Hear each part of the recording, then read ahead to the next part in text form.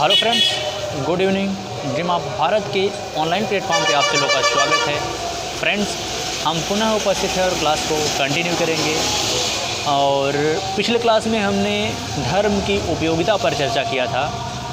पूरा डिटेल से हमने उस टॉपिक को कवर किया था। आप लोग ज़रूर देखिएगा, टॉपिक बहुत ही इम्पोर्टेंट है। और आज हम लोग बात करेंगे धर्म की प्रकृति पर। धर्म की प्रकृति क्या है, इस टॉपिक पे आज चर्चा होगी डिटेल से।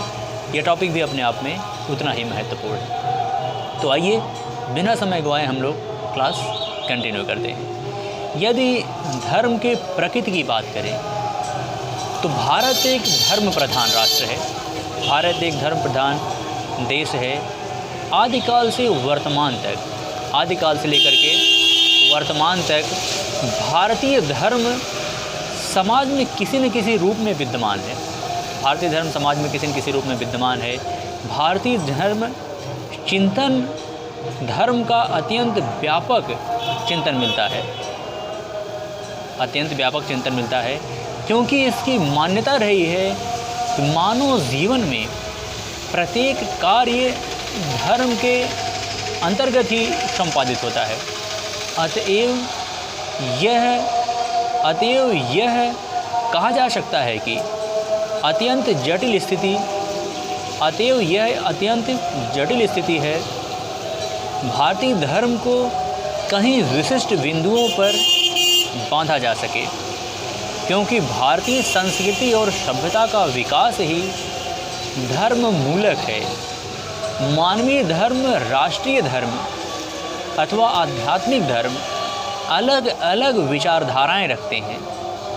मानवीय धर्म अलग अलग विचारधाराएं रखते हैं, किंतु भारतीय धर्म में इन समस्त विचारधाराओं का समन्वय परिलक्षित होता है। वस्तुतः भारत में प्रचलित धर्म प्राकृतिक धर्म से विकसित होकर उन्नत स्वरूप प्राप्त करता है। फिर भी भारतीय धर्म की प्रकृति के कुछ विशेष बिंदुओं पर प्रकाश डाला जाएगा। पहला बिंदु होगा भारतीय धर्म का प्राकृतिक स्वरूप। पहला पॉइंट होगा भारतीय धर्म का प्राकृतिक स्वरूप।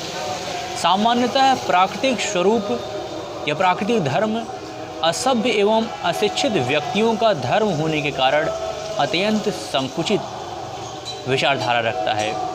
इस धर्म में अनेक त्रुटियां मिलती हैं। प्राकृतिक धर्म में अंधविश्वास, बाह्य आडंबरों का बोलबाला रहता है तथा ईश्वर संबंधी विचार भी भिन्न भिन्न होते हैं। प्राकृतिक धर्म में प्राकृतिक वस्तुओं की आराधना पर विश्वास प्रकट किया जाता है। सूर्य, चंद्रमा, तारे, पृथ्वी, जल, आकाश इत्यादि विशेष रूप में आराधना के विषय दिखाई पड़ते हैं। प्राकृतिक वस्तुओं की शक्ति संपन्न देखकर मानव मन श्रद्धा से परिपूर्ण हो जाता है। वह ईश्वर को प्राकृतिक के रूप में ग्रहण करता है। प्राकृतिक धर्म में यह विश्वास प्रकट करता है कि संपूर्ण विश्व एक नियम के अंतर्गत संचालित होता है, जिसे प्राकृतिक नियम की संज्ञा दी जाती है। भारतीय धर्म यद्यपि प्रकृति के परित्याग कर दिया है, भारतीय धर्म का मान्यता देता है, किंतु अपनी विकसित परंपरा में इसे असभ्यता मूलक तत्वों का परित्याग कर दिया है। भारतीय प्राकृतिक धर्म में प्राकृतिक उपादानों के महत्व को तो स्वीकार करता है, किंतु उसकी एक सीमा रेखा है।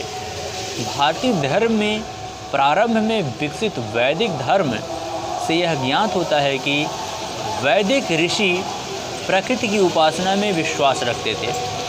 वैदिक काल में लोग सूर्य, चंद्रमा, तारे इत्यादि प्राकृतिक शक्तियों की पूजा करते थे, किंतु शैने इस काल में विचारधारा में परिवर्तन होता रहा है और अंतोगत्वा वेदांत में परम सत्ता पर विश्वास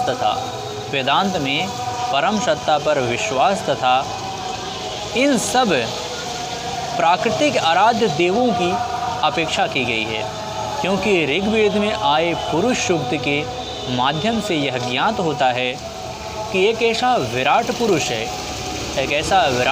है जिसमें समस्त चेतना पाई जाती है और समस्त प्रकृति उसके चारों ओर घूमती है। यद्यपि वैदिक धर्म प्राकृतिक धर्म है, तथापि इन वैदिक धर्म की वास्तविकता इनमें भिन्न है, क्योंकि प्राकृतिक धर्म को वैदिक धर्म में पूर्ण रूपेण स्वीकार नहीं किया गया है। समयांतराल में वैदिक धर्म का विकास एक महान धर्म के रूप में हुआ है, जो अन्य धर्मों का केंद्र बिंदु भी रहा है, एकेश्वरवाद की विचारधारा को जन्म दिया, जो अध्यात्म अंतोगत्वा दर्शन नीति के फलस्वरूप अत्यंत स्पष्ट और तार्किक रूप में प्रतिष्ठा प्राप्त है। मौलिक रूप में वैदिक धर्म एक आध्यात्मिक धर्म के रूप में प्रतिष्ठा प्राप्त करता है। उनमें ईश्वर विषय विचार का विकास प्राकृतिक शक्तियों के कारण परिलक्षित होता है, क्योंकि आरंभ में मनुष्य प्राकृतिक शक्तियों में अपनी आस्था प्रकट करता है तथा वही कालांतर में विकसित और उन्नति होकर एकेश्वरवाद के रूप में परिणित हो गई। यदि वैदिक धर्म को प्राकृतिक धर्म के रूप में मान्यता प्रदान कर दी जाए तो भी यह माना जाएगा कि उसमें धार्मिक रूढ़ियों और अंधविश्वासों का कोई महत्व नहीं था। वैदिक धर्म विश्व शक्ति का प्रतीक था। वैदिक धर्म संपूर्ण विश्व तथा मानव कल्याण का परम कल्याणकारी संदेश देता है, क्योंकि इसमें धार्मिक भावनाओं के साथ साथ नैतिकता और सिद्धांतों का भी प्रतिपादन हुआ है। अस्तु यह कहा जा सकता है कि वैदिक धर्म मानवीय धर्म, राष्ट्रीय धर्म तथा आध्यात्मिक धर्म आदि का अपूर्व समन्वय है। अगला है भारतीय धर्म का मानवतावादी दृष्टिकोण। अब हम लोग बात करेंगे भारतीय धर्म का मानवतावादी दृष्टिकोण। भारतीय धर्म में प्रचलित प्राकृतिक धर्म का श्रेष्ठ सिद्धांतों का प्रणयन होता है, किंतु समय परिवर्तन के साथ उनमें कमियां आती गई। लोग बाह्य आडंबर और अंधविश्वास पर अधिक बल देने लगे। पुनः जब भारतीय धर्म में ईश्वरवाद के तत्व के स्थान पर दार्शनिक चिंतन की ओर अग्रसर हुआ तो पुनः भारतीय धर्म में परिवर्तन होने लगे और वह मानवीय हो गया। भारतीय विद्वान चिंतकों और दार्शनिकों ने यह अनुभव किया कि प्रकृति अथवा ईश्वर की पूजा नैतिक गुणों के विकास के बिना अधूरी है। तात्पर्य यह है कि प्रेम, करुणा, दया, क्षमा, अहिंसा, सहानुभूति और परोपकार इत्यादि मानवीय गुण एक मानवीय धर्म को जन्म देते हैं। मनुष्य में चिंतन रूप से उपयुक्त गुण विद्यमान रहते हैं, केवल आवश्यकता है इन गुणों को विकसित करने की। इसी विचारधारा के आधार पर यह कहा जा सकता है कि भारतीय धर्म का मानवीयकरण हुआ है और मनुष्य में ईश्वर के गुणों का विकास होना यह सिद्ध करता है कि मानव स्वयं ईश्वर का रूप धारण करता है। भारतीय धर्म में मानवतावादी दृष्टिकोण का स्रोत गीता में मिलता है, जहाँ यह कहा गया है कि जब जब धर्म की हानि होती है और अधर्म का अभ्युदय होता है तब तक मैं अर्थात ईश्वर पुरुष रूप में जन्म लेता है, जिनमें मानवोचित गुण तो होते ही हैं, लेकिन यह अपने सिद्धांतों और कर्मों के फलस्वरूप दिव्य गुणों से परिपूर्णित हो जाता है। इसी प्रकार की विचारधारा ईसाई धर्म और इस्लाम धर्म में भी उपलब्ध है। ईसाई धर्म में ईसा मसीह ईश्वर का प्रतिनिधित्व करते हैं तथा इस्लाम धर्म में प्रवर्तक हजरत मोहम्मद साहब अल्लाह के संदेशवाहक के रूप में प्रतिष्ठित है। इसी भांति हिंदू धर्म में भी राम, कृष्ण, बुद्ध, महावीर इत्यादि को ईश्वर का रूप प्रदान किया जा सकता है, क्योंकि उन्होंने अपने कर्तव्यों तथा प्रवृत्ति आचरण की अमिट छाप समाज पर छोड़ी है, जो युगों युगों तक उनके नाम और आचरण का अनुगमन समाज में किया जाता रहेगा। महात्मा बुद्ध के समय ब्राह्मणवाद तथा पुरोहितवाद के फलस्वरूप अज्ञान समाज का आर्थिक और सामाजिक शोषण किया जा रहा था। उसी के विरुद्ध भगवान बुद्ध ने अपना सरलतम मुक्ति मार्ग बतलाया, जो पीड़ित मानवता को शोषण से मुक्त करने में सक्षम था। इसी भांति स्वामी महावीर ने भी ब्राह्मणवादी विचारधारा का निषेध किया और मानवतावादी दृष्टिकोण अपनाया।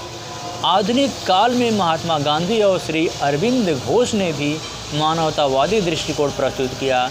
इस प्रकार हम देखते हैं कि भारतीय धर्म आद्योपांत मानवतावादी रहा है। अब हम लोग बात करेंगे भारतीय धर्म की आध्यात्मिकता पर। नेक्स्ट पॉइंट है भारतीय धर्म की आध्यात्मिकता। आध्यात्मिक धर्म का अर्थ अध्यात्मवाद है। आध्यात्मिक धर्म का अर्थ अध्यात्मवाद है। गैलवे के आध्यात्मिक धर्म का चर्चा करते हुए विश्वव्यापी धर्म कहा जाता है। आध्यात्मिक धर्म किसी विशिष्ट जाति अथवा संप्रदाय तक नहीं सीमित होता, अपितु इसका संबंध सारे संसार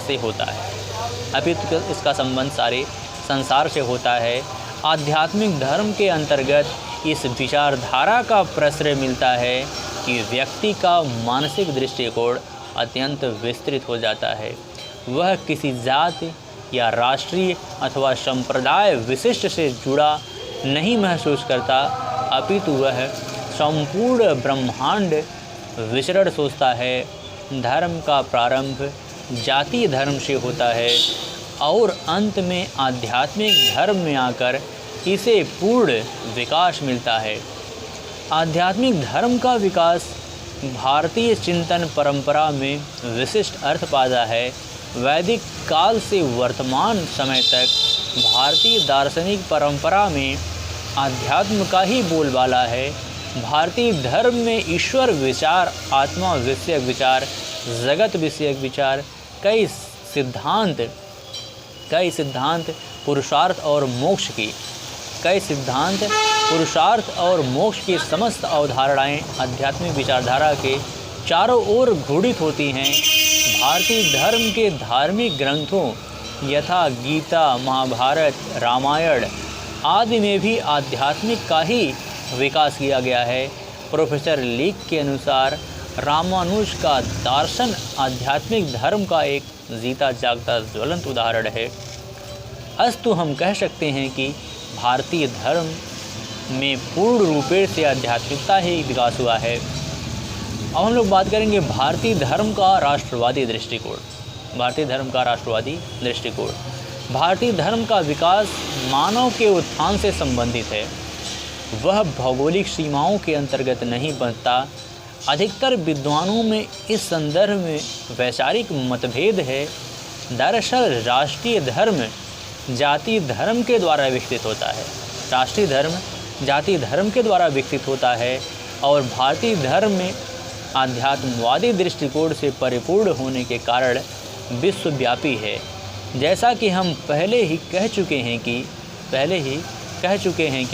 भारतीय धर्म की विचारधारा को किसी भौगोलिक सीमा के अंतर्गत नहीं बांधा जा सकता है। यह कहना अत्यंत कठिन है कि भारतीय धर्म के द्वारा देश या राष्ट्र की भावना नहीं पनपती। इसके विपरीत यह कहा जा सकता है कि जो धर्म अत्यधिक उदारवादी दृष्टिकोण पर रखता है, उस धर्म में राष्ट्रीय धर्म का अत्यंत अल्प विकास हुआ है। भारतीय धर्म में जातीय धर्म के साथ साथ राष्ट्रीय धर्म का मानविकीकरण किया गया है। राष्ट्रीय धर्म के अंतर्गत अनेक देवी देवताओं और शक्तियों की परिकल्पना की जाती रही है। इस धर्म में बहुदेववाद नहीं है, जबकि भारतीय धर्म में बहुदेववाद विद्यमान है। तो इसी के साथ फ्रेंड्स हमें इजाज़त दीजिए, फिर मिलेंगे एक बेहतर के क्लास के साथ। तब तक के लिए जय हिंद, जय भारत।